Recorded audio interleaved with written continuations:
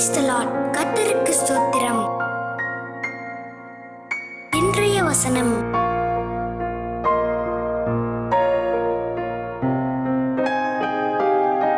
சங்கீதம் 121 1 முதல் 8 வசனங்கள். எனக்கு ஒத்தாசை வரும் பர்வதங்களுக்கு நேராக என் கண்களை ஏறெடுக்கிறேன்.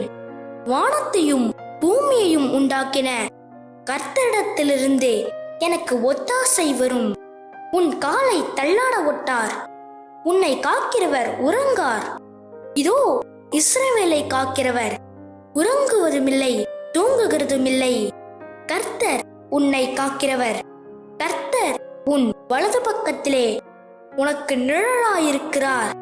பகலிலே வெயிலாகிலும் இரவிலே நிலவாகிலும் உன்னை சேதப்படுத்துவதில்லை.